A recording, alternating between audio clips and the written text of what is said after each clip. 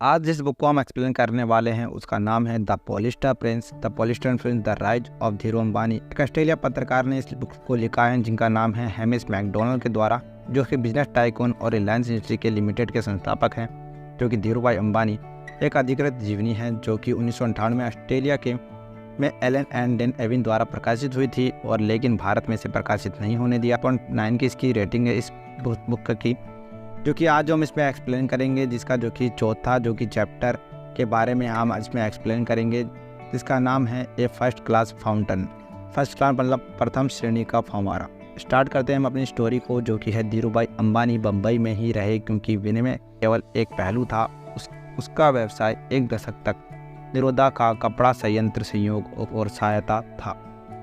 उसकी सूती व्यापार गतिविधियों के लिए उनके अलावा वह लगातार अपने कौशल को बढ़ा रहा था। पैसे से पैसा पैदा करना और राजनीतिक और नौकरशाही पर प्रभाव डालना, सरकारी नीतियों और उनका व्याख्या। धीरू भाई कभी भी केवल एक व्यक्ति नहीं थे। उद्योगपति, व्यापारी, वित्तीय बाजीगर या राजनीतिक जोड़तोड़, इन सभी चार एक जूनागढ़ में अपने शुरुआती दिनों से ही धीरू भाई ने सीख लिया था कि रिश्ते क्या होते हैं। मदद को अनलॉक करने की कुंजी और कानून के साथ बहस की जा सकती है, पर मेरे पास एक चीज़ है। धीरू भाई के बारे में कहा जाता है कि अगर वह किसी से जान पहचान बढ़ाते हैं तो ऐसा करेंगे तो इसे जारी रखें। और व्यापार समूह सुरजित ने अध्यक्ष मून भाई कोठारी ने कहा, वह कभी नहीं किसी भी रिश्ते को ख़त्म कर देता है। वह फोटोग्राफी स्मृति से सम्मान था। चेहरे और नाम और कोई भी संपर्क चाहे कितना भी बदलने की कोशिश कर सकता है। सामान्य पृष्ठभूमि जिस पर कुछ स्नेह आधारित हो सकता है। उदाहरण के लिए सर निकोलस फैन, जो कि 1990 के दशक की शुरुआत में नई दिल्ली में ब्रिटिश उच्च युग थे। यह देखकर आश्चर्य हुआ कि धीरू भाई ने अपने अंदर के पुराने मित्र बताया और जल्दी में 1950 के दशक में fan and royal air force pilot थे, जो कि दूसरे एक परिवहन को उड़ाते थे। पूर्व और ऑस्ट्रेलिया धीरू भाई को उनकी याद शेल में ईंधन भरने वाले स्टॉप से आई अदन की हवाई अड्डे पर सुविधा और दर्शन के उद्देश्य द्वारपाल से लेकर ऊपर तक के सभी विकसित करना था। मैं करने को तैयार हूँ, सलाम किसी को भी झुकाएं। उन्हें 1985 में एक पत्रकार साक्षात्कारकर्ता से कहा था कि वह कथन जिसने कोई पाठकों को उनके बेवाबाकी से झुका दिया। आर्थिक भारत में कमांडिंग हाउंड्स की योजनाएं और सरकारी नियंत्रण जो विकसित किया गया था, 1960 के दशक में व्यवसाय को मंजूरी प्राप्त करने के लिए काफ़ी मशक्कत करना पड़ा थी। आवश्यकता है अनिवार्य रूप से किसी फाइल को डेस्क से स्थानांतरित करने के लिए नौकरशाहियों के हस्ताक्षर की आवश्यकता होती है। डेस्क की कीमत भी तय की गई। कांग्रेस पार्टी एक ही हो गई थी। मंत्रियों के साथ स्वतंत्रता सेनानी की संरक्षण प्रदान करने वाले संस्थान के आंदोलन, संशोधन और लाइसेंसों का आवंटन, जबकि नौकरशाही न बनाने के तरीके पर काम किया। प्रक्रिया की वस्तुनिष्ठ दिखती है। बम्बई में वापस अपने पैरों पर खड़े होने के बाद धीरू भाई अक्सर यात्राएं करते रहते थे। नई दिल्ली वे अक्सर अपने साथी सूत व्यापारी मुरली देवड़ा की कंपनी में जाते थे, जो उसे मुंबई में कांग्रेस पार्टी के कमिश्नरी में काम कर रहे थे। देवड़ा बाद में मुंबई नगर निगम के प्रमुख महापौर बने। कई वर्षों तक दक्षिणी मुंबई के प्रतिनिधित्व रहे और जिस क्षेत्र में वे शामिल थे बिजनेस इंडस्ट्री और एलटीडी अपार्टमेंट, लोकसभा में और निचला संसद सदन में थे। धीरू भाई और देवड़ा दिल्ली से जल्दी लड़ाई पकड़ लेते थे और अपने बैग पार कर देते थे। अशोक होटल में उनका एक सहानुभूतिपूर्वक कलर के साथ जब वे राजनेता के चक्कर लगा रहे थे और नौकरशाहों के आयात लाइसेंस पर निर्णयों पर तेजी लाने के लिए कहा गया, वह वहन करने में वह बहुत करीब थे। रात भर रुके रहने के बाद वह अपना बैग इकट्ठा करेंगे और उसी तरह वापस मुंबई में उड़ान भरेंगे। शाम बाद में धीरू भाई अशोक में एक कमरा तैयार रखने में सक्षम हुए। सरकारी होटलों को अस्पष्ट मुगल स्मारकीय शैली बना है। उनका भतीजा रसिक मैसवानी भी लोबिन गतिविधियों में आए और अंततः केनी साउथ को चुना। भारतीय वी बालू मुकुंदा मकंडम नई दिल्ली के रिलायंस के लिए एक पूर्णकालिक पर स्वीकार के रूप में के लिए कम नौकरशाह, पत्रकार और अन्य जिन्होंने कंपनी को बढ़ावा देने में मदद की। विभिन्न तरीके से रुचि धीरूभाई के मानक ग्रेजुएटी एक सूट या साड़ी की लंबाई थी। धीरे धीरे धीरूभाई ने अपने कारोबार में बनाई जाने वाली सामग्री को बड़े पैमाने बनाने का तरीका भी सीख लिया। शीर्ष पद पर बड़े पैमाने पर राजनीतिक चंदा 1906 अचानक मृत्यु के बाद इंदिरा गांधी प्रधानमंत्री बनी। लाल बहादुर शास्त्री का ताशकंद जो उनकी मृत्यु के बाद भारत के नेता थे। 1964 में जवाहरलाल नेहरू अपने एकमात्र मंत्री पद के अनुभव के साथ शास्त्रियों के अधीन सूचना पोर्टफोलियो, लेकिन जीवन भर अपने पिता और देवगत को देखना पति फिरोज गांधी राजनीति में इंदिरा कांग्रेस पार्टी का प्रांगत्य थी। षड्यंत्रों के बावजूद नीतियों की गहरी समझ थी। शक्ति लगातार गहरी होती गई। मनोवैज्ञानिक असुरक्षा और उदासी स्वभाव जिसने उसे विषम स्थिति में पहुंचा दिया। अपने आंतरिक दायरे में अयोग्य लोग पर भरोसा करेंगे, साथ ही अपने जिद्दी बेटे पे भी। संजय जो कि स्वदेशी विकसित करने की अपनी पसंदीदा योजनाओं के लिए धन उगाही कर रहा था। लोगों की कार 1969 में व्यापक आर्थिक परिवर्तनों में एक छोटा विधान भी था। यह ऐसा संशोधन जिसका असर भ्रष्टाचार को बढ़ावा देने वाला था, हालांकि एक दिखावटी है। इरादा विपरीत था। जब तक कंपनी अधिनियम की एक धारा अनुमति देती है, निदेशक किसी पार्टी को राजनीतिक योगदान दे सकते हैं। इसे 1969 निरस्त कर दिया गया। बाद में संशोधन देखकर ये करने वाले अधिकारी ने स्वीकार किया कि इससे राजनीतिक स्थिति पैदा हुई।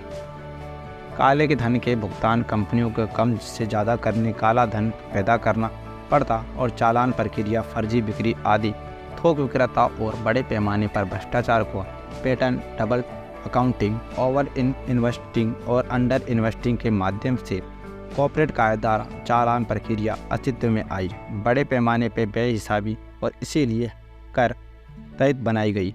फंड इंदिरा गांधी के सदस्यों में से एक यशपाल नाम का एक नीति सचिव था। कपूर एक हिंदू जो 1947 के विभाजन के पश्चिमी पंजाब में सब कुछ प्रदर्शित कर रहे थे। आर्थिक रूप से मजबूत प्रवृत्ति को यह समुदाय दिल्ली में लाया। इन सब में वर्ष नेहरू और इंदिरा गांधी के वर्षों का संस्करण अच्छी तरह से जुड़ा हुआ है। पत्रकार प्रकाशक राजे थापर कपूर को इस प्रकार याद करते हैं। उन पर एक नज़र और एक आपको महसूस हुआ। हमारे चारों ओर चर्बी, वह सहज एक और मूर्ख था। बाहर से सुनने और आंतरिक रूप से षड्यंत्र रचने वाले ने तब केवल ही वही जिसे अपने चाय पानी कहते थे बनाना नौकरियां। जब ऐसा कोई अपनी मासूमियत से सोचता था। 1971 तक थापर नोट किया कि कैसे कपूर की भूमिका एक अजीब आकार ले चुकी है। यशपाल कपूर वही तलिया प्याला था। उनका कद हर मिनट बढ़ता जा रहा था। उनका भ्रष्टाचार और किटबंदी और उनकी छवि बनता जा रहा था। उन्होंने लिखा, इंदिरा से बेहद तैयार की क्षमता बाजार के गपशप बनाई गई और थापर ने नौकरशाह पति रमेश जो शुरू से ही उनके भरोसेमंद विश्वास पात्र थे, इंदिरा को बताना अपना कर्तव्य समझा और ई ने अपार्टमेंट मांगा। ऑफिस गया। उन्होंने बताया कि एक औसत व्यक्ति क्या सोच रहा है, प्रधानमंत्री कार्यालय कैसे सोच रहा है। आप चाहते यशपाल ने नेतृत्व में भ्रष्ट लोगों को एक घोंसला स्थापित हो गया। वह आग बबूला हो गए। तुम्हें पता है कि मैं कभी भी एक पैसा भी नहीं छूऊंगा। हो सकता है, लेकिन आपको इस रूप में देखा जा सकता है। रानी मधुमक्खी बाकी लोग संग्रह करते हैं। थापर ने आगे कहा कि अंतहीन श्रृंखला में यशपाल की व्यक्ति के बारे में कहानियाँ प्रचलित थी कि कैसे वह शीश पर था और कैसे वह तलाश की थी ताकतवर। वह संजय के साथ कितने अच्छा व्यवहार कर रहा था। धीरे धीरे थोड़ा थोड़ा और कुतर कर शुरुआत कर रहा था। अपने पक्ष में प्रशासन से छेड़छाड़ करे और बेशक यशपाल अब नहीं रहे। प्रधानमंत्री कार्यालय उनकी जगह उनके भतीजे R.K. धवन ने ले ली थी, जो कि तेजी से आगे बढ़ रहे थे। अपने पूर्व चाचा की तुलना में अधिक विशाल शक्तियों ग्रहण करने के लिए, और वे एक साथ थे।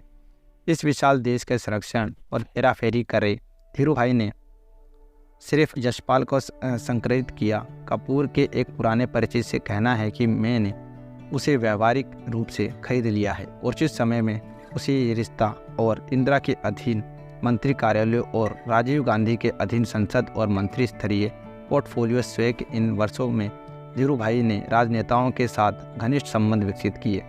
कई पार्टियां, इन वरिष्ठ नेता अटल बिहारी वाजपेयी जैसी हस्तियां भी शामिल थी। हिंदू राष्ट्रवादी जनता पार्टी के समय के लिए प्रधानमंत्री बने। 1996 में अल्पमत सरकार और चंद्रशेखर जैसी कई वापसी। 1990 में 91 में एक और अल्पकालीन प्रधानमंत्री बने, लेकिन उनके पर सबसे मजबूत संबंध थे कांग्रेस के भीतर। गांधी मंडली साथ हमेशा, भले ही उन्हें कभी पसंद नहीं आया। 1969-70 में इंदिरा गांधी की समाजवादी नीति का चयन और फिर बाद में PV नरसिंहा राव के, जिन्होंने 1991 में कांग्रेस की मुख्य धारा के और प्रधानमंत्री पद संभाला। हालांकि हमेशा पैसा पर आधारित नहीं होते, धीरूभाई व्यापक हैं। अपने स्वयं के व्यावसायिक दृष्टिकोण के एक कुशल प्रदाता के रूप में स्वीकार किया गया। आमतौर पर भारत में लगभग किसी भी अन्य व्यक्ति की तुलना में वे अधिक दूरदृष्ट थे। व्यापार के नायक उनके तुरंत समझ में आ गई। कई भारतीय नेता, राजनेता, अधिकारी और बकरों के बौद्धिक उत्साह या चापलूसी की मोहित किया जा सकता है। ऐसे उभरते हुए टाइकून को आंतरिक घेरा, क्योंकि ऐसे व्यक्तियों के बाद में लक्षण दिखने चाहिए। स्वार्थ या वित्तीय कठिनाई धीरूभाई या लेफ्टिनेंट में से एक होगा। संग्रह उठाना, स्वनिवृत्तियों के बाद की नौकरी, एक बच्चे के लिए व्यवसाय के अवसर, अप्रत्यक्ष के बाद संबंधित व्यापक के लिए फील्डिंग या परितरी प्रचार को बढ़ा सकती है। धीरूभाई ने इस धारणा पर काम किया। वह एक बाहरी व्यक्ति थे और एक अपस्टार्टर थे। निहित स्वार्थ और विषय अधिकार की कांच की छत को तोड़ने में मदद किया गया। व्यापक समुदाय की एक लाइसेंस राज्य में एक आंतरिक चक्र था। नई दिल्ली द्वारा रवाना स्थापित करने और उत्पादन के विस्तार करने के लिए लाइसेंस का आवंटन क्षमता का प्रमाण 1967 में बॉम्बे यूनिवर्सिटी के अर्थशास्त्री के एक रिपोर्ट में मिलता है कि हजारे के ने योजना आयोग को बताया कि बिड़ला समूह का कंपनी की स्वीकृति लाइसेंस प्राप्त औद्योगिक निवेश का 20% प्राप्त हुआ था। 1957 और 1966 के बीच सरकार द्वारा घमासान द्वारा किया गया प्रभावी समर्थन दास बिड़ला से लेकर महात्मा गांधी तक द्वारा शासित स्वतंत्र भारत के निश्चित रूप से इसका फल मिला। कांग्रेस 1981 में बिड़ला 88वें जन्मदिन पर पत्रकार TN निनान ने लिखा था कि बिड़ला कंपनी 1945 से 20 से बढ़कर, जो कि लगभग 150 हो गई थी। निनान से लिखा है कि लाइसेंस परमिट राज्य औद्योगिक घराना का फायदा हुआ है। वह घर के बिड़ला ने बनाया है। बिड़ला के तीव्र विस्तार मध्य विकास के विपरीत था। टाटा समूह का पारसी नियंत्रण साम्राज्य, जो कि ब्रिटिश शासकों के अधीन मजबूती से विकसित हुआ था। नियम टाटा के तत्कालीन मुख्य JKT टाटा के साक्षात्कार ने कहा है कि मुझे लगता है ये गलत है। समाचार पर चलाने वाली वेबसाइट बिड़ला ने हिंदुस्तान टाइम्स की स्थापना की थी। नई दिल्ली की सबसे मजबूती अखबार उनके राजनीतिक भूमिका निभाना गलत है, लेकिन ऐसे प्रतीत होता है जिन अन्य लोगों के राजनीतिक को व्यापार के साथ मिलाने में कोई आपत्ति नहीं है। उन्होंने बहुत अच्छा काम किया अपने लिए अच्छा, और GD बिड़ला के लिए उनके राजनीतिक संबंध और आडंबर परोपकार के विभिन्न बिड़ला संस्थापना और चारों ओर भव्य हिंदू मंदिरों का निर्माण देखा। भारत उनकी पौनर्वती भूमिका को समर्थन करता है। जैसे कि भगवत गीता कहती है कि हर मनुष्य अपने कर्तव्य के अवश्य करना चाहिए, जिसका अर्थ है कि यदि वह धनी व्यक्ति है जो अब आपको अपना कर्तव्य अवश्य निभाना चाहिए। अपने धन को कर्तव्य करो। बिड़ला पितामह के तर्क दिया कि एक व्यापारी अपने कर्म भागी होता है। उनको धन इकट्ठा करना और उसे धर्म का कर्तव्य सामान्य कल्याण प्रदान करना है। अगर उसकी राजनीतिक कार्रवाई शामिल है तो मुझे समझ नहीं आता कि मुझे इससे शर्म क्यों महसूस करनी चाहिए। शुरुआती समर्थकों में से एक बेकार और राजनेता TAP की श्रेणी में आते थे। बौद्धिक स्थिति में पाई एक असाधारण उच्च जाति के परिवार से आते हैं और बम्बई के सुदूर दक्षिण में कर्नाटक के तट पर मणिपाल का एक छोटा सा गांव है, जहां अभी भी एक रास्ते से हटकर एक बाजार पहाड़ी से चोटी पर है। जहाँ से ताड़ के पेड़ उगते हैं। अरब सागर के सामने उजागर समुद्र तट 1925 में पाई परिवार की स्थापित हुई थी और वहाँ सिंडिकेट बैंक 1960 के दशक के मध्य ये 10वां सबसे बड़ा भारतीय बैंक था। लगभग 1990 शाखा के साथ बेकार होने के साथ पाई लोग शिक्षा शास्त्री भी थे और प्रशिक्षित भी थे। उनकी संपत्ति ने 1942 के मणिकपाल में एक कॉलेज की स्थापना की, तब उनके पास एक बन गया था। भारत की सबसे बड़ी निजी विश्वविद्यालय मलेशिया से शुल्क देने वाला भारत आकर्षित करते हैं और मध्य पूर्वी और वेस्ट इंडीज में पाई जाने की प्रतिभा की खोजकर्ता और पोषक होने पर गर्व था। एक छोटा सा मणिकपाल से संग्रहालय परिवार के मुखिया TMKP, जो कि टी के बड़े भाई थे, समर्पित थे। उनकी शिक्षाएं और एक पोषित सिद्धांत, एक बोना अच्छी तरह पोषित हो सकता है एक विशाल वन। के पाई के अनुसार परिवार का एक सदस्य जो अंततः महाप्रबंधक बन गया और सिंडिकेट बैंक धीरूभाई के टीए के मिलवाया गया। 1960 के दशक के मध्य पाई द्वारा HP राव नामक पूर्व बैंक कर्मचारी, जो एक बीमा एजेंट था, बैंक का था, अपने विदेशी मुद्रा की गतिविधियों को विकसित करने की रुचि ली और एक संभावना शुरू कर दिया। युवा मसाला और कपड़ा व्यापारी के लेन देन। हमारी पहली धारणा यह थी कि वह पाई ने कहा कि वह उत्साही, बहुत उद्यमी शैली और विचार वाले व्यक्ति थे। शुरुआत में मुझे लगा कि वह बहुत आगे वाला व्यक्ति है। वह बहुत प्रेरक था, बहुत अपने तर्क को विश्वास दिलाने वाला और अपने मामला और व्यावसायिक प्रस्ताव प्रस्तुत के सक्षम था। साफ साफ उसने मुझे ये आवाज़ दिया है कि वह विश्वसनीय और जानता है कि वह क्या कर रहा है। सिंडिकेट बैंक रिलायंस की एक ट्रस्ट फाइनेंस में बन गया। उसके तुरंत बाद 1966 में जब उद्योगों के विनिर्माणीकरण शुरू किया गया, तब वह बहुत कुछ प्रदान किया गया। पहली 4 बुनाई मशीन खरीदने के लिए 15 लाख रुपए का जरूरत थी। एक और शुरुआती समर्थन भारतीय औद्योगिक ऋण और निवेश के निगम ICI था, जिसका चेयरमैन हरकिशन दास पारखे, एक अन्य गुजराती ने धीरूभाई को बड़ा पद दिया कि योजनाएं धीरूभाई ने सर्वोत्तम उपकरणों पर आग्रह से पैसे के प्रभावित करना जारी रखा और कार्मिक के साथ एक बाजार और उसके रुझान के बारे में उसका ज्ञान उन्हें बनाया। परिवार द्वारा संचालन शैक्षिक संस्थानों के वर्षित प्रदान लगातार 1960 के दशक में उत्तरायण में धीरूभाई TIP के साथ निकट संपर्क में रहे और निश्चित किया गया कि वे सब भी एक बैंक के मुख्य मणिपाल से बनी मुंबई से आते हैं, जो कि सबसे पहले फ़ोन करने वाला में से एक है। किसी भी प्रमुख पहल की अग्रय सूची पेक को दें और पाई भतीजे रामदास पाई, जो बाद में Dhirubhai Manipal Academy of Higher Education के अध्यक्ष बने, 1968 में पढ़ाई के वापस लौटने पर उनका पहली यात्रा उनका स्वागत करने के लिए मुंबई हवाई अड्डे पर आए। संयुक्त राज्य TA पाई ने बदले रिलायंस को ये बढ़ावा दिया कि जहां वह क्या कहते हैं, ये ताकि अपनी ब्रीफ केस में ऐसे विमल ब्रांड सामग्री के नमूने ले जाने के बाद दूसरों को दिखाओ। और इंदिरा के बाद भी बैंक रिलायंस के प्रमुख ऋण देने के वाला संस्थापक बन रहा। गांधी ने जुलाई में इसका अखिल भारतीय अन्य प्रमुख बैंकों की बीमा कंपनियों का राष्ट्रीयकरण दिया। 1969 में हालांकि एस दंपति अपनी संपत्ति को खोने का नाखुश थे, लेकिन परिवार के सदस्यों में ये पसंद था कि के पाई कई वर्षों तक स्वीकार्य पदों पर बने रहे और TMPK का छोटा उद्यमी कृषिवादों को और अन्य व्यावसायिक ऋण देने की नीति को ने, जिन्होंने बैंकों के लिए बहुत छोटे मजबूत और ऋणों को पोर्टफोलियो बनाए थे। बिल्कुल वही जो इंदिरा गांधी आमतौर पर बैंकों को राष्ट्रीयकरण में हासिल करने की आशा की थी।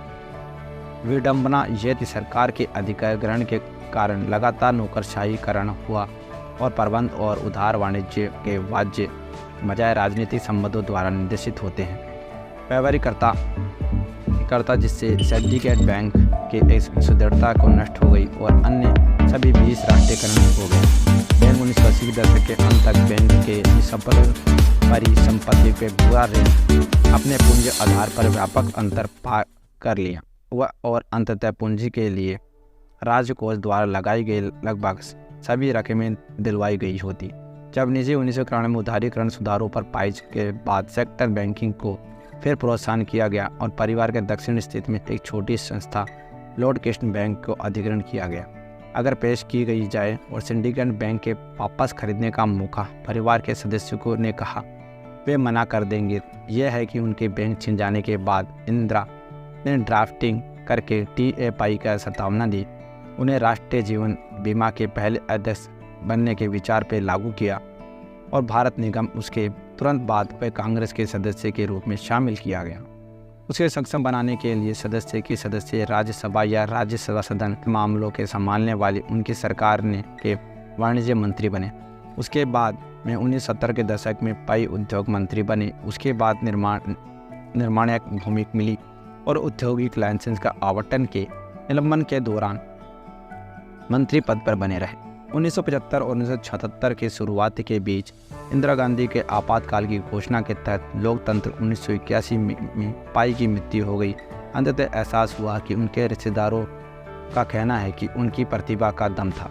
इंदिरा और इंसैंजे उनके पास में भ्रष्ट मंडली के द्वारा सम्मानजनक आवरण के में उनका दुरुपयोग किया गया। साहसी लोगों का उद्यम हमेशा सादगी और पुरुषों को आकर्षित करता है। उसने टिप्पणी की कि इंडियन एक्सप्रेस के संपादक अरुण शौरी की मृत्यु के कुछ समय बाद की संख्या कई बार सी सुब्रमण्यम और दिग्गज TNP के जैसे लोग शामिल थे और मारुति पर श्रीमती गांधी ने जो कि कहा कि उसे कहीं अधिक झूठ बोला कि धीरूभाई पई की उन्नति का मतलब था कि साथ ही साथ अभी भी प्रमुख मंत्रों होना बैंक और उनके पास आयात योजना की मंजूरी देने के लिए एक महत्वपूर्ण पद का मंत्री था। विनिमय योजना 1970 के दशक में शुरुआत में आयात का एक अनुकूल बदलाव तत्काल लाभ मिला। नियुक्ति निर्यात व्यवसाय था। धीरूभाई कानून तोड़ने वाले नहीं थे, लेकिन उनका दृष्टिकोण रचनात्मक था। विनिमय जैसे पूर्वी सहकर्मियों को याद किया, वह कहते हैं कि आपको ऐसा नहीं करना चाहिए। कुछ भी अवैध सबसे पहले कानून को बदलना चाहिए, वह आदर नहीं जाएगा। रसिका कठोरी के सहमति व्यक्त करते हुए कहा कि कुछ भी उन्हें किया जो गैरकानूनी था किसी अन्य व्यक्ति द्वारा करने की अनुमति, लेकिन सिस्टम के बारे में पढ़ना और उसके आपको पास एक कानून है जो आपकी व्याख्या करेंगे और वह विशेष प्रणाली का लाभ उठाएगा। इस तरह से दूसरे लोगों ने ना सके जबकि अन्य लोग कुछ भी शुरू किया।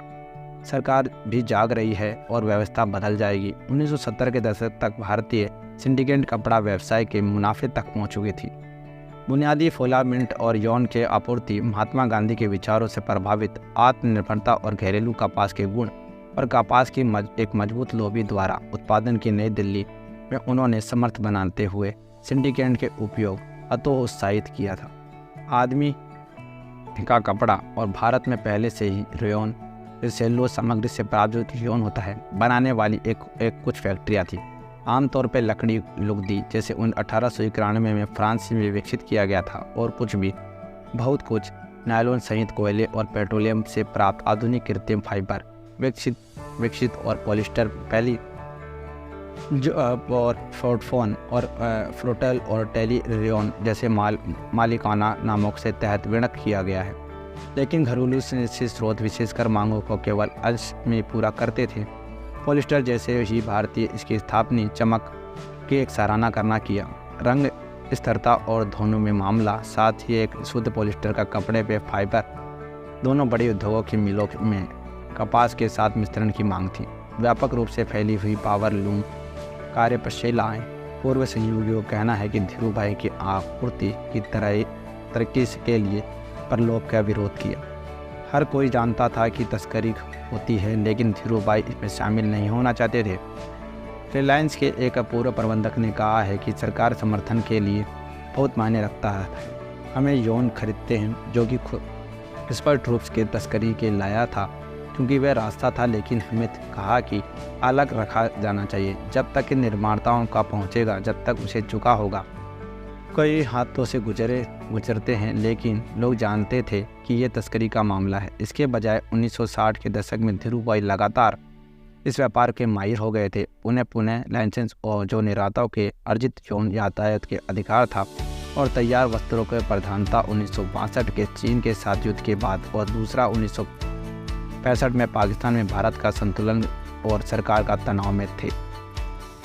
निर्यात आय बढ़ाने के लिए और अधिक काल्पनिक योजनाओं पर विचार करने के लिए तैयार था। तख्तापलट का उद्देश्य 1971 में पई के एक पॉलिस्टर फिलामेंट जोन के आयात के अधिकृत करने के लिए राजी करना था, जो कि नायलॉन के कपड़े के निर्यात के खिलाफ पहले नायलॉन फैब्रिक निर्यातों ने कमाई की थी। आयात के माध्यम से नायलॉन फाइबर के बड़े स्टॉक को फिर से भरने के कुछ अधिकार धीरूभाई तर्क में दिया कि ये एक नायलॉन या अन्य निर्मित वस्त्र जो कि कला रेशम के रूप में जाना जाता है बेच सकते हैं। 4.25 रुपये के प्रति गज की जो पुरानी योजना को निर्धारित कीमत के दोगुने से अधिक थे। निर्यातों के PFI आयात करने की अनुमति में प्रस्तुत किया जाना चाहिए, जो कि अधिक था। घरेलू कमी क्योंकि ये स्थानीय उत्पादन की मांग में काफ़ी कम था। उसका परिणाम यह हुआ कि उच्चतर इकाई मूल्य योजना का कहा गया, जो कि बनी धीरूभाई के पास तब तक की संपत्ति थी जबकि वह एक टिके रहे। वह समय PFI के घरेलू कीमत के साथ थी और यह प्रचलित अंतर्राष्ट्रीय कीमतों से कई गुना अधिक। भले ही नायलॉन यह पॉलिस्टर निर्माता की लागत केवल 1/4 या 1/3 ही प्राप्त होता है, यह उसके भी अधिक था। PVY आयात के 600% या अधिक लाभ में भरपाई और रिलायंस के कुछ कमज़ोर लोगों के लक्ष्य करने के लिए हाई-फाई निर्माता निर्यात किया अभियान चलाया। दुनिया की अर्थव्यवस्था पोलैंड का फोकस था, जिसमें फैशन शो आयोजित किए गए थे। वायस और पोलिश व्यापारिक अधिकारी प्रतिनिधिमंडलों के धीरूभाई के भव्य मेजबानी की और मुंबई और दूसरी सऊदी अरब था, जहां धीरू एक और पुराना लंदन का संयोग था। बसे एंड कंपनी के हिलाल शॉपिंग डिजाइन में से भरत कुमार शाह तब एक रूप से कार्यरत थे। जिंदा में व्यापारी और रिलायंस के मध्य पूर्वी समन्वय प्रबंधक के रूप में कार्य करना। धीरूभाई के विश्व घोषणा के लिए टाइम्स ऑफ इंडिया के पूरे पेज के लिए विज्ञापन निकालेंगे और चार्टर के अपने निर्यात निर्माताओं के विदेशी मत विचारों को ले जाने के लिए संघर्ष करता है। लेकिन कपड़ा उद्योग के कई वरिष्ठ लोग जो कि मानते थे कि निर्यात व्यवसाय था और अधिकतर फर्जी और अगर सामान 2 रुपये में बिकने के लायक नहीं था तो कैसे बिकता। 4 रुपये एक टिप्पणी की कि सिद्धांत के अनुसार धीरूभाई के पास होगा प्रत्यक्ष खरीदार को पैसा भेजकर वे अपने स्वयं का निर्माण आय प्रदान की। विदेशों के अवैध विदेशी मुद्रा चैनलों के माध्यम से हवाला स्वीकार कहा जाता और अधिकारियों के विनिमय दर 20% हवाला प्रीमियम का माल होगा। सीमा शुल्क बचने के लिए सिंगापुर या दुबई जैसे मुक्त बंदरगाहों भेजा गया और फिर से उसे सस्ती कीमतों पर निपटाता जाता।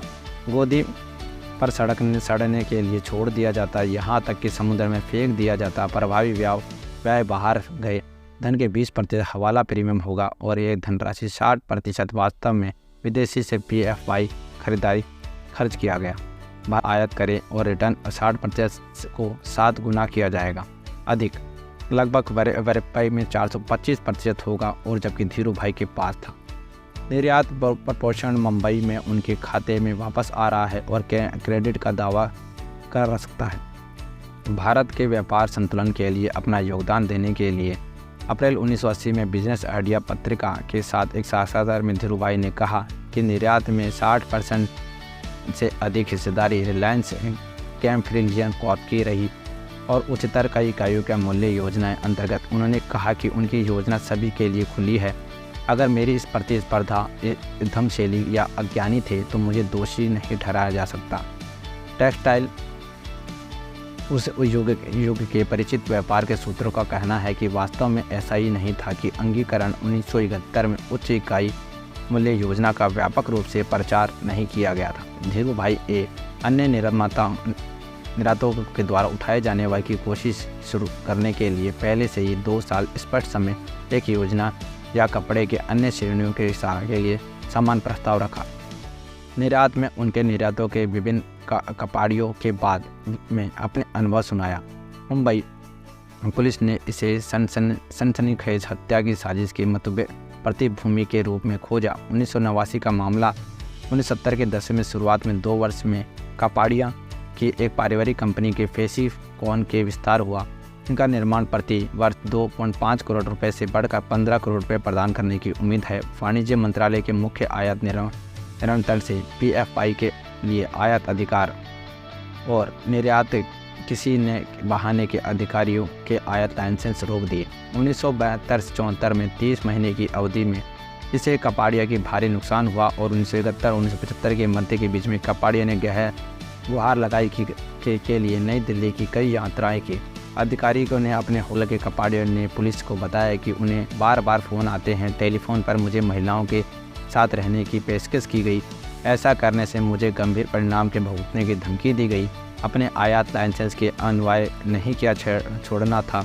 ऐसा व्यवसाय दौरान यात्रा के दौरान कपाड़िया को रात में होटल की पार्किंग में चाकू लेकर बुलाया गया और वहां आदमी जिसने उसे पुकारा वह एक दोस्त की कपाड़ियों को धक्का देकर रास्ते से हटा दिया और वह आदमी भाग गया। 1974 में जब अन्य निर्माण PVFI से शिपमेटिंग प्राप्त के कामयाब रहे और घरेलू प्रीमियम को गिरने लगा और धीरूभाई और प्रतिद्वंदियों के द्वारा दोषी ठहराया गया, मुंबई की सीमा पर शुल्क कलेक्टर और के गुजराल की शिकायत करने के प्रेरित करते हुए कि अन्य यह घटिया PFI के आयात करने से कर रहे थे और बचाने के लिए मूल्य की कम घोषित कर रहे थे। कर गुलजार ने अपनी संदिग्ध PFI की शिफ्टिंग को जब्त कर लिया और लेकिन कार्रवाई शुरू की। ये 1 साल के बाद ऐसा नहीं हुआ जब गुजराल के जगह एक उच्चवर्जन सीमा शुल्क अधिकारी ने ली और जयदत्ता ने कहा कि सीमा शुल्क विभाग के आयात को कारण बताओ और नोटिस जारी पूछा है। उन्होंने ये शिकायतों का जवाब देना होगा। 1 जुलाई 1975 में 1 दिवसीय सुनवाई में दत्ता की बात सुनी और आयातों के और उनके पक्ष के निर्णय लिया। माल जारी कर दिया गया और लेकिन PFI प्रीमियम लगभग 100% तक गिर गया और आयातों का नुकसान उठाना पड़ा। उच्च मूल्य योजना तब तक जारी रही जब तक इंदिरा गांधी का सरकार रही। यह धीरूभाई का एक भारत का पॉलिस्टर यौन की आपूर्ति का प्रभावी हासिल करने की क्षमता बनाया और अधिक विकृतिकृत कपड़ा बुनाई उद्योग जहां 70% अधिक क्षमता है, अब हजारों छोटे पैमाने पर पावर लूम कार्यशाला में फैला हुआ है। धीरूभाई स्टाइल कंपनी के भारत में प्रमुख पॉलिस्टर के आयातक बन गए और इटला पिक्सा और इटा समूह जापान और आसाही केमिकल्स और उनके मेजत किया और भारत व्यापारी अपनी खरीदारी यात्राओं पर बाद रिलायंस के उसका एक हिस्सा में बदल लिया। अमेरिकी रसायन फर्म AI और ड्यूपॉन्ट से एक सोर्सिंग जिसमें आंशिक रूप से अणु के लिए एक प्रौद्योगिकी विकसित की थी और अपने सभी लंबे पॉलीमर अणुओं के द्वारा निकालने के बाद ये फिलामेंट को भी अच्छे खींचा नहीं गया है। फाइबर की लंबाई के साथ रखरखाव और उनके जो कि लंबे समय तक उपयोगी था, एक अन्य कंपनी की तुलना में जीवन और ड्यू एजेंट के सुरेश कोठारी धीरूभाई को ड्यूपोर्ट पर विजय प्राप्त करने के लिए दिलाते हैं। भारत भेजने के अनुच्छा उन्होंने वह कहा कि भारत एक कैटानीकरण आदि नहीं है। कोई दावा नहीं था कि धीरूभाई ने कहा कि वह दावा नहीं करेंगे। तब तक नहीं थे कि यह एक अहमदाबाद के कंटेनर में ले जाने के लिए ट्रक थे और सड़कों पे खराब थी। किसी के धीरूभाई को ऐसा कि धीरूभाई के आयात का पैमाना बढ़ता गया और 1978 के आसपास कोठारी को कहते हैं कि धीरूभाई ने सुना था कि ड्यू पॉइंट की सक्रिय क्षमता 300 से 400 टन थी। जर्मनी में इसे पॉलिस्टर संयंत्र महीना धीरूभाई ने इसे महीना के लिए बुक किया था। कोठारी का कहा कि इसके अलावा रिलायंस के शीर्ष आकर्षण हिस्सेदारी का लगभग 50% हिस्सा बन गया है और प्राइमरी व्यवसाय के माध्यम से पॉलिस्टर फाइबर का प्राविक रखने का टेक्सटाइल किया जाता है। फिलामेंट के तरंगित करने के लिए गैस जैसे रॉयल और या खिंचाव देने के लिए एक कुंडलित वे विशेषताएं को सूत अपारदर्शी और चमकदार और रंगीन का आसान बनाती है। इंडस्ट्री में मंत्री पाई के रिलायंस को मंजूरी देने के लिए अपने विभाग की आपत्तियों की खारिज किया दिया। 1975 में अपनी बनावट क्षमता को चौगुना करने के लिए उद्बुद्धाने वाले प्रति आत्मविश्वास यह है कि एक न्यूट्रल दृष्टिकोण के बारे में 2 हिस्से बताए गए। उनकी सफलता और अपना जो कि अन्य के रूप में सम्मान किया गया। एक अवसर एक प्रतिद्वंदी सूत व्यापारी को कथित तौर पर अफवाह फैला दी कि धीरूभाई बर्बाद हो गए हैं। वास्तव में था कि नकदी की कमी थी, लेकिन यौन बाजार में एक सार्वजनिक नोटिस बोर्ड पर एक संकेत लगा दिया जिनका उनका पैसा बकाया था और उन्हें आमंत्रित किया गया और वह अपनी अग्रिम राशि को चुका दे। किसी ने नहीं किया और एक अन्य कहानी में श्रेय ले सिल्फ एड और सिल्क मॉल्स के अध्यक्ष D.N. और साफ को दिया जाता है। 1970 के दशक में रिसर्च एसोसिएशन मार्केट गैपशप के धीरूभाई काला आरोप लगाया गया। विपणन धीरूभाई के शराब के एसोसिएशन एक बैठक में बुलाने के लिए कहा। कार्यशैली समिति और उनके बारे में आलोचना में शामिल थे और वह आमने सामने हो गई। यह आमने के मंच पर काला बाजारी के आरोप लगाया गया। उनसे चुनौती दी लेकिन उनके आज किसी ने नहीं दिया।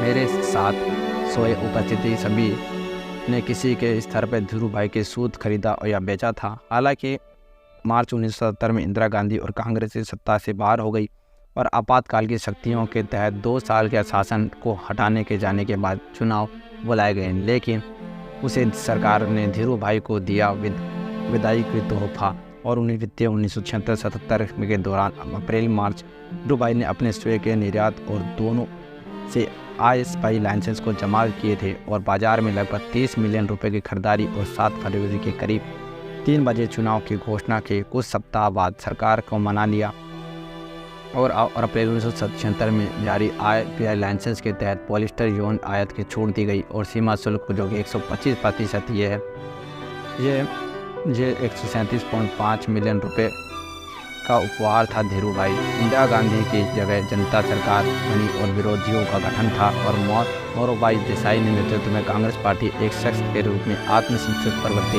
मंत्री इंदिरा के कांग्रेस छोड़ दी क्योंकि उन्होंने उनका विरोध किया था। 1960 के दशक में राष्ट्रीय नीतियाँ लेकिन कम से कम शुरू में एक जनता की मदद की में धीरूभाई अच्छा प्रदर्शन किया और प्रधानमंत्री के बेटे कांतिलाल की देसाई का कार्यकाल 22 अगस्त 1977 को जनता वाणिज्य मंत्री मोहन धारिया के अचानक उच्च इकाइयों के मूल्य को रद्द दिया। वाणिज्य मंत्री धारिया के अचानक उच्च इकाई मूल्य को रद्द कर दिया। योजना और किसी भी IPI लाइसेंस धारकों की अनुमति दी गई, न कि केवल नायलॉन केवल कपड़े के निर्यात को कि पॉलिस्टर यौन की एक विशिष्ट मात्रा का आयात करे। PFI के लाइसेंस के प्रीमियम 500% से घटकर 50% हो गया। रात भर 1 साल बाद इंडियन एक्सप्रेस ने रिपोर्ट दी कि रिलायंस एकदम बढ़ाया। इससे कम के प्रीमियम पर लाइसेंस प्राप्त करने के लिए बाजार में उतरे और साख पत्र खोले और कुल 50 मिलियन रुपए की आयात के लिए। फिर 2 सितंबर को मुख्य निर्यात आयात और निर्यात ने एक और अचानक बदलाव की घोषणा की गई कि नीति के PFI के प्रमाणित उपभोक्ताओं को उनकी उचित आवश्यकताओं की सुरक्षित करने में मदद करने के लिए PFI के आयात के साथ सटीक वस्त्रों का निर्माण से संबंध बहाल किया गया। तत्काल प्रभाव पंजीकृत निर्यातों के उन्होंने आयात अनुबंध तक प्रवेश किया था। 2 सितंबर को सीधे आयात करने के लिए इजाज़त होगी, लेकिन अब से अन्य आयात उन्हें अपना लाइसेंसों के राज्य व्यापार लेवों के पास लेके जाना होगा। यौन के आयात के लिए एकमात्र चैनल मार्च 1978 के यौन में पहली आपूर्ति भारतीयों तक पहुंचनी शुरू हुई थी कि STC के माध्यम से बाजार तक। तब तक 6 महीनों में रिलायंस ने अभी की डिलीवरी ले ली। PFI आपूर्ति जिसके लिए एक अनुबंध किया गया था और पूरी तरह से निचोड़ की सक्षम था। निष्क्रिय बाजार 11 डे वर्ड्स ने 22 अगस्त से 2 सितंबर के अंतराल में कहा जाना लगा कि ऐसा लग रहा था कि जैसे कि रिलायंस के लाभ के लिए तैयार किया गया है। उच्च मूल्य इकाई मूल्य के योजना के तहत फर्जी निर्यातों को किया जा गया या नहीं और धीरूभाई कभी भी सिद्ध नहीं हुए और निश्चित रूप से इन वास्तविक प्रयोग किए गए। विदेशों में अपने उत्पादन बेचे और उनके निर्यात प्रबंध राठी भाई मुछाला के बने। पूर्व अफ्रीकी में गुजराती प्रवासियों के व्यापार भंडारों के बारे में परिचित चित्र और मध्य पूर्व और बाद में यूनाइटेड किंगडम के विमल कृत्रिम वर्षों का भंडार रखने की कोशिश कर रहा है।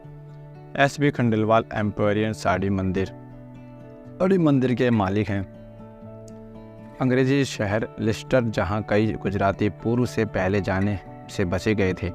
अफ्रीका 1970 के दशक की शुरुआत में मुछाल की यात्रा को याद करता है। वे पाने के लिए बहुत उत्साही थे। निर्यात व्यवसाय में खंडेलवाल ने कहा कि मैंने 200 साड़ियाँ उधार ली, कोई पैसा नहीं था अग्रित अपेक्षित मुशाल ने कहा कि बस श्री गणेश कहो। लगभग 1970 का निर्यात 60% से 70% के बीच होता था। निरुद्योग के उत्पादित कपड़े धीरू भाई ने 1980 के बिजनेस आइडिया को नोट किया और वह निर्यात करता है। और इसके तुरंत बाद रिलायंस की एक महत्वपूर्ण गतिविधि बंद हो गई। ये दर्शाता है कि उचित इकाइयाँ मूल्य योजना के PFI के लिए कृत्रिम कमी से प्रोत्साहित किया गया है। आयात नियंत्रणों द्वारा निर्मित नए माहौल ने धीरू भाई को अपने घरेलू प्रचार को आगे बढ़ाने को प्रोत्साहित किया है। विमल और 1980 की शुरुआत तक अपनी फ्रेंचाइजी विशेष दुकानों को 600 से अधिक तक विस्तारित किया गया। अखबार और बिलबोर्ड पर विज्ञापन चिपका के दिए गए विमल की ऑफर करता है। और आपने हाई का फैशन बनावे में विशेष नवाचार किए हैं, जैसे उत्पादन की सूचीबद्ध करते हुए एक गया डिस्को डेजल स्पोर्ट जर्सी या सुपर टेक्स ड्रेस सामग्री है। यह प्रतिवर्ष 10 मिलियन रुपए के विज्ञापन पर खर्चा था, जो कि समय में भारत के अभूतपूर्व था। बॉम्बे ड्राइंग जैसे स्थापित कपड़ा उत्पादन की तुलना में 4 गुना से भी अधिक, और यह काम कर गया। 1979 में रिलायंस टेक्सटाइल इंडस्ट्री ने अपने बिक्री बढ़ाकर 1.55 मिलियन रुपए कर दी, जिससे कि देश का सबसे बड़ा कपड़ा उत्पादक बन गया। इसे बीच धीरू भाई ने जनता सरकार को ख़त्म करने की मदद करने का फैसला किया था। मोरोजी देसाई, जिसके लिए सरकार ने प्रति विशेष रूप से अनुकूल नहीं रही।